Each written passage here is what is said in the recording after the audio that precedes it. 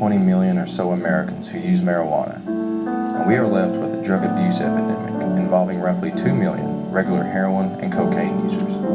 A public health problem, to be sure. It's serious enough to justify spending $20 billion a year or modifying the Bill of Rights. The demonizing of a plant that less than 20 years ago was on the cusp of general acceptance will surely puzzle historians of the future. They will wonder why it was the drug war of the 80s, 90s, and 2000s that fought the vast majority of its battles over marijuana. They will wonder why, during this period, Americans jailed more of their citizens than any other country in history, and while one of every 3 of those were in prison because of their involvement with drugs. Nearly 50,000 of them solely for crimes involving marijuana. And they will wonder why Americans would have been willing to give up so many of their hard-won liberties in the fight against this plant. For in the last years of the 20th century, a series of Supreme Court cases and government actions specifically involving marijuana led to a substantial increase in the power of the government at the expense of the Bill of Rights. As a result of the war against cannabis, Americans are demonstrably less free today.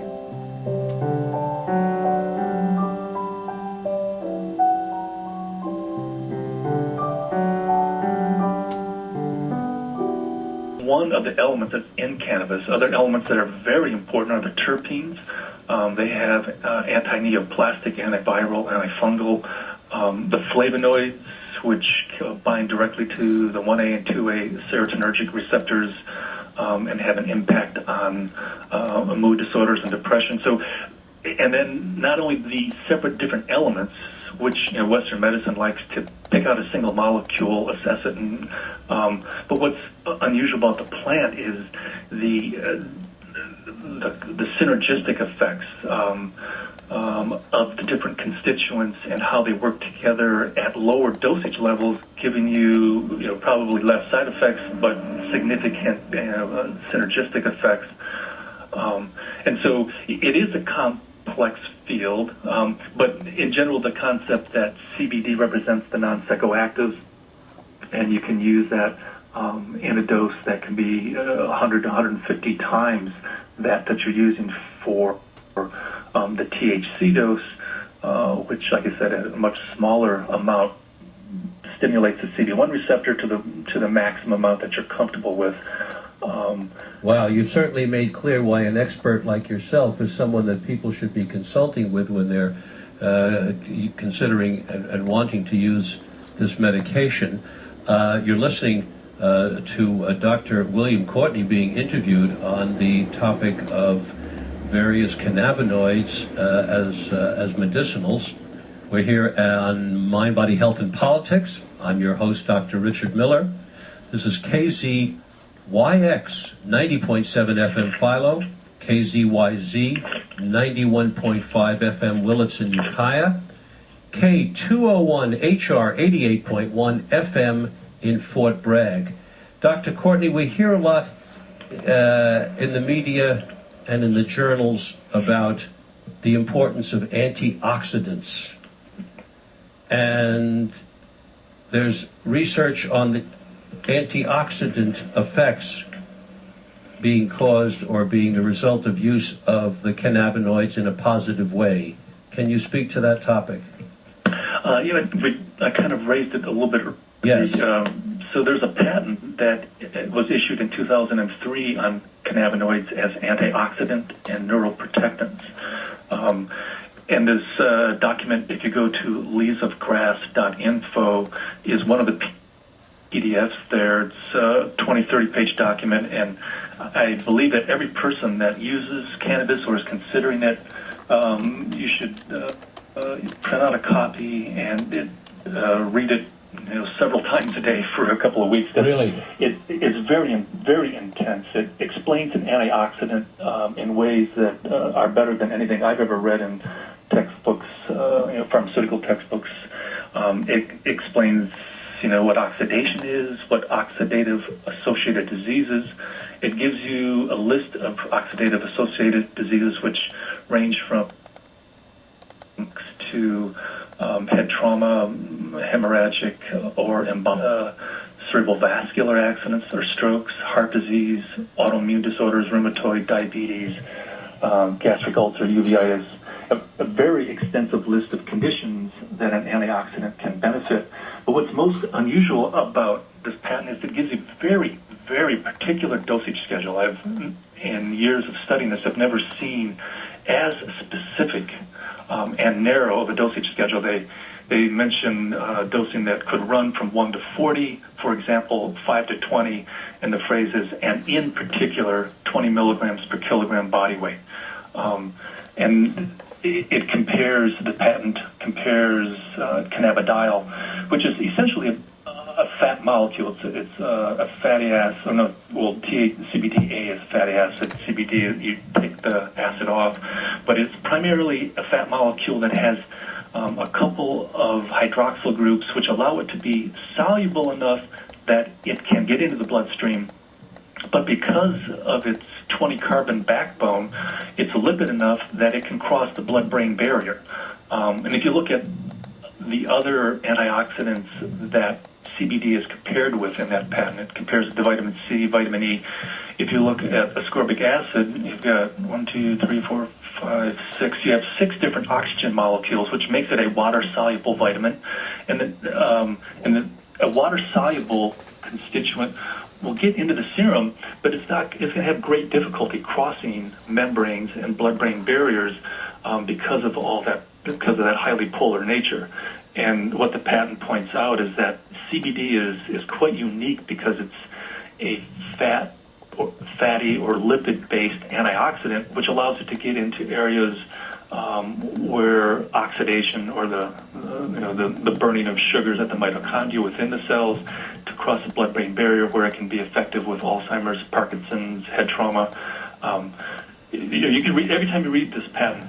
Additional information comes from it that is really quite remarkable. The article, by the way, that Dr. Courtney is talking about is one of many articles that he references on a website called Leaves of Grass. You can find it. Just go to Google and type in Leaves of Grass. The subtitle is Medical Marijuana Information from Dr. William Courtney. When patients come to you and you are going to prescribe the non-mind-altering marijuana, what form do they take it in and where do they get it? Well, we don't actually prescribe cannabis. You can recommend it for someone who's never used it. Possibly 99% of my patient contacts, it's an approval. I'm approving of someone who is already using it but would like to not have to suffer legal consequences from their using it. So, but what they often come for, or a lot of my middle-aged and older patients, is they may have enjoyed THC when they were in their 20s, family, and now in their and logging and fishing, and there's articular problems, disc problems, back pain. The anti-inflammatory, analgesic properties, but not the daytime euphoric aspects. But they want the anti, particularly, don't they? It is there. That's probably cannabis. If you're going to look for a single concept, one of its strongest suits is in its ability to provide anti-inflammatory actions. There are 5 or 6 cannabinoids that I know of, 10 terpenes that are anti-inflammatory. And what no one has assessed is what happens when you mix all of these different ways of altering the inflammatory system. What's the compilation of the synergistic outcome? But in field, you see that in people that are using the raw green leaf, which the way it comes on the plant, the large shade leaf, is not psychoactive. If you get to the smaller leaves near the apical meristem, near the end of the branch, those can be significantly psychoactive. But the very large leaves at the bottom are not psychoactive unless you heat them. In India, they heat them for about 10 minutes and then grind them up in a mortar and pestle and turn them into little tiny, like half-inch balls of leaf material. 1 is mild, 2 is moderate, 3 is markedly psychoactive. So you can convert the leaf into something that's psychoactive, but my patients are avoiding the heat, which decarboxylates THC acid, releasing the THC. For several years, I was recommending drying the leaf, but when you did that, and you ground the dried leaf, you would lose a lot of the terpenes, which have a lot of anti-inflammatory and other properties that are quite beneficial. And so, over the years, terpenes and the flavonoids produce the anti-inflammatory effect? There are 10 terpenes, I believe, that have distinct terpenes that have anti-inflammatory properties, and 5 to 6 cannabinoids. And this is this is what we know today. Yes. It's how much is actually going on in the plant will continue to grow as our studies provide the information. Well, let's take a hypothetical case. A 70-year-old man with osteoarthritis, inflammatory condition of bone joints, comes to you. This person does not cultivate marijuana, doesn't smoke marijuana, but has heard this program and wants to use marijuana strictly as an anti-inflammatory and does not want any mind-altering effects. What happens? Fortunately for people that live in this county, if you don't grow, your neighbor may. And you most likely know someone that does. And if you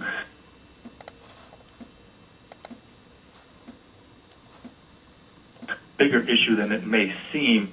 A person that is growing either outdoors is less likely to use sprays because you don't have environmental conditions that you do indoors. But if you want leaf year-round, and that definitely is something that I would think you would want to consider if you're going to, the indoor grower goes through several phases where there's a lot of those large water leaf or guard leaves that are removed, and composting is a big issue. How do you get rid of all that leaf material?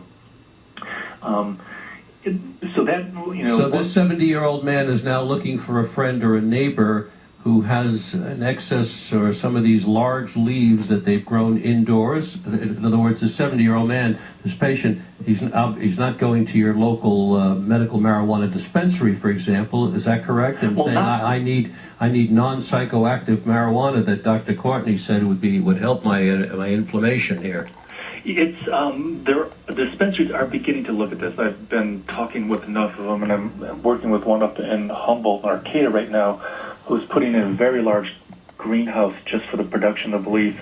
Does juicing, is going to provide juice, is going to provide juicers, hired a nutritionalist who's keeping track of different conditions and patients, trying to follow its effects. So I hope, in the near future, that dispensaries will look at that as yet another service that their patients could use. But first they have to come across information. They've got to test it, try it, get some feedback, and then when they do, then it becomes okay. We need a source of leaf. We need a refrigerator, and so I hope that it'll be a lot easier in the coming years to go into a dispensary, pick up a bag of leaf like you would spinach, and then take it home and be able to put it in smoothies and pesto and juice it. And know what the content is, because as you said before, with the psychoactive material, 10 milligrams is a sufficient dose, but when it comes to the non-psychoactive medicinals, you could take 100 or even 200 milligrams, but you need to be able to quantify, and somebody needs to quantify so that you can ask for that amount, right? And say, hey, this is what I'd like to take on a daily basis. How many of these little bags should I be purchasing? Yeah, and actually the dose of the non-psychoactive is not 100 or 200 milligrams. It's 1,000 to 2,000 milligrams. 1,000 to 2,000, so somebody has to be measuring. So we've got science ahead of us. Let me interrupt us to take this phone call, Dr. Courtney. Okay. Welcome to Mind, Body, Health, and Politics. You're on the air.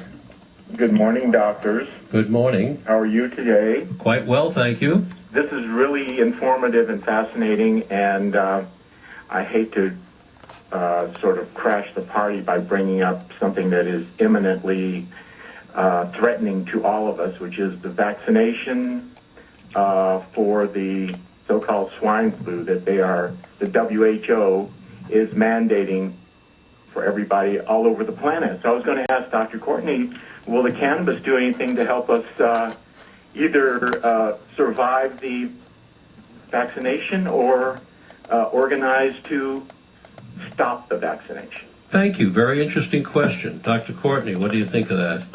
There are definitely multiple properties in the terpenes and the cannabinoids in the plant that are antibacterial, there's some antiviral, there are definitely some anti-inflammatories. It mimics the body's endogenous cannabinoid system, which is the system, one of the systems in cellular physiology that regulates cell function in terms of every cell has a particular activity. If it's overactive, the cell wants to downregulate it to a normal function. If it's underactive, it wants to upregulate to keep it in a normal bandwidth. So the body modulates cell function using the endogenous cannabinoids. Cannabis, through its cannabinoids and terpenes, facilitates rapid return to normal function if it gets out of line. So with something like swine flu, first there's going to be the viral infection, and obviously an antiviral would be helpful there. If that's insufficient and you develop a virus, then what often happens is you have a secondary bacterial infection that turns into a pneumonia that is more likely to be the fatal outcome in this situation. So an antibiotic present could help in the very early phases to prevent a condition from becoming even clinical.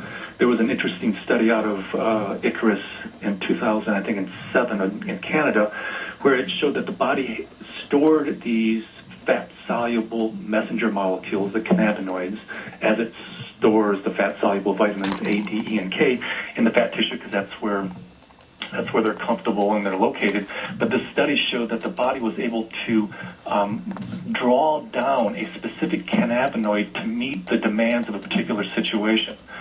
If the body had, 77 of these cannabinoids stored in fat tissue, and there were antifungal, antibiotic, anti-neoplastic, if these various functions were stored there and a situation arose and the body could selectively draw them down and use them in the very early stages, way before the situation became clinically detectable, that would be the ideal situation in terms of health maintenance and prevention of illness.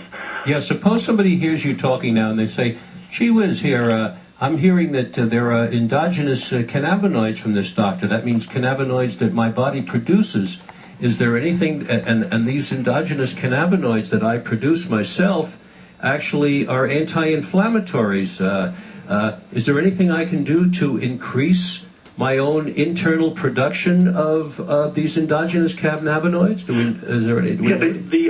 The body, one of the nutrients that we eat is arachidonic acid, which is an omega-6 essential fatty acid, meaning that I don't think any mammal can produce arachidonic acid. Arachidonic acid is a simple fatty acid that's stored in the membrane of every cell of the body. And from arachidonic acid, the body synthesizes three broad classes of very important molecules. Synthesizes all of the prostaglandins, synthesizes all of the leukotrienes, which are involved in inflammatory and immune response, and synthesizes all of the endogenous cannabinoids. So then the next question would be, well, how do I know if I've got enough arachidonic acid? Right. Well, that's why we have to refer you back to Richard Miller, who understands the practicalities. We know it's an essential fatty acid. Brings us back to exercise, doesn't it? Exactly. Exercise is a wonderful place to be in. Well, you heard it, folks. You heard it from Dr. Courtney. It's another commercial for exercise. We're going to take another call here, Dr. Courtney. Okay. Welcome to Mind, Body, Health, and Politics. You're on the air.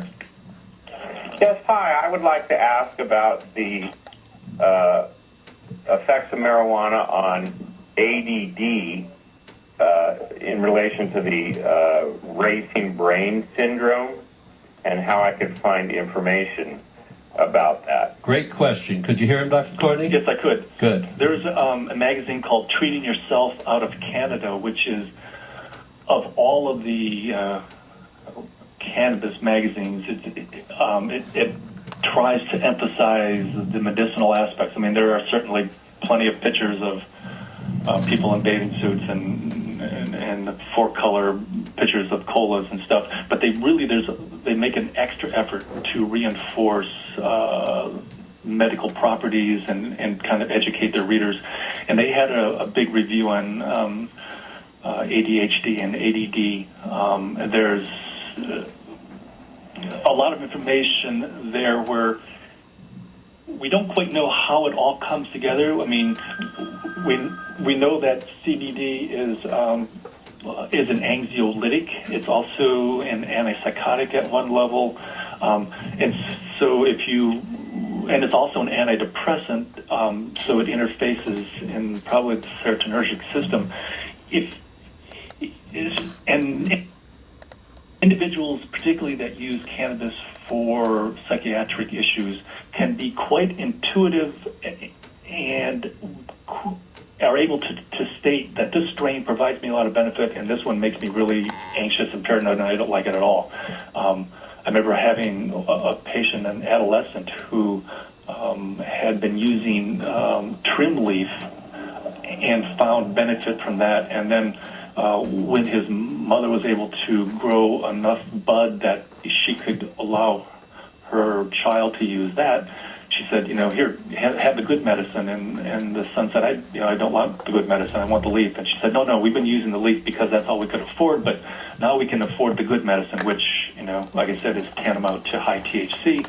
And this individual was, I don't want the good medicine, I want the bad medicine. And you look at the difference between the leaf and the bud, and one's going to be, going to produce, kind of racing mind palpitations and anxiogenic, increasing anxiety, whereas the leaf product is going to be anxiolytic and calming. And the individual knew right away that I don't want that part of the plant, I want this part. It sounds intimidating to a certain extent, and it sort of reminds me, though, of exactly what's going on with prescription medicine in the SSRIs, which I'm sure you're aware of, namely that many patients have to take. First, they might take Wellbutrin, and then they might try Effexor, and then they might try Seroquel, and then they might try Paxil, and then they might try Luvox, until they find one that sort of matches, and yet it's a very excruciating protocol and procedure that they go through. And in a way, you're talking about something similar, which says to me, this is the beginning of a new era. It's the beginning of a new era with regard to understanding the cannabinoids and how they can be used medicinally, just like it's the beginning of a new era with regard to what we call prescription medicine, antidepressants. And those of us who are in this kind of beginning transitionary stage we're going to pay a price. There's going to be a lot of inconvenience, if not worse. It's sort of like, where the car was better than the horse, but a lot of cars broke down for many years until we got them pretty well reliable. It's a complicated situation. Let me take another call here, please. Okay, and one point on that, if you go to that Leaves of Grass, good. The first two documents are the International Cannabinoid Research Society abstract, each about 140 papers. Very informative as to the basic science going on, and if you look at who's sponsoring the research, it's Merck, Abbott Labs, Bristol Myers Squibb. So the major global pharmaceuticals are moving in and funding the research and knowing that this really is a low side effect solution to a lot of the problems that they currently are dealing with medicines that, have as much of a side effect as a primary effect. Yeah, there's no question marijuana is moving into the mainstream around the country. Yeah, we really haven't had a chance to really talk about juicing. No. And that is something that is very dear to my heart in terms of, but the nice thing about indoor is it allows us access to leaf on a year-round basis as long as they're not using chemicals. Obviously, I would prefer an outdoor plant, but around in the northern environment, it's hard to have fresh green leaf on a year-round basis without going indoors.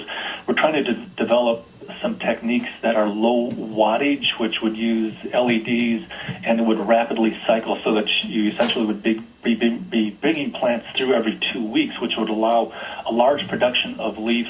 And then if you move into the high CBD plants, you would actually be producing bud that you could make kief from, and that kief could be used topically. Topical kief is excellent for arthritis. So we didn't quite get back to that, but you can get a very high local effect, and you can even use the THC without becoming psychoactive for particular joints and fingers. And so there's the topical use of the bud is useful. The bud could also be used in yogurt at bedtime for sleep without the psychoactivity interfering with your daytime activities. And then the raw green leaf is really, I think, will become a dietary essential. I mean, it's a leafy green vegetable that for 34 million years has been evolving and has developed a very strong niche of helping the body's immune system function more effectively by relying on the exact same mechanisms. I mean, there are terpenes that bind at allosteric or secondary sites that alter the binding affinity of the receptor for the primary cannabinoid like CBD. So you have multiple molecules impacting the receptors in the immune system. I mean, this is such an interwoven system. And a complicated system. We've got, just 30 seconds. I want to ask one last question in 30 seconds, please. And that is, when people go to a medical marijuana dispensary, can they find out the content of what they're eating when they get a cookie or a brownie or a drink? Can they find out the content yet, or is that something we have to do in the future? It's coming along. It's coming along. This fellow down in Gualala, all of his ingredients are there, and he's trying to get Steep Hill, which is the analytic lab, to assess the THC, CBD, and CBN. And so you'd be able to pick up this cookie and you go... I know what the quantification is. And that it's consistent, yeah. That every cookie is going to have the same amount rather than kind of homemade and varying widely. Dr. Courtney, I want to thank you. It's been extremely informative. I think the takeaway for today is that there's a tremendous difference between lighting up, having a smoke to alter one's consciousness for recreational use, and using marijuana as a medicinal, where you go to a doctor like Dr. Courtney and you get very specific recommendations, and then he's got to help you actually find the medicine because you can't find it in your local store.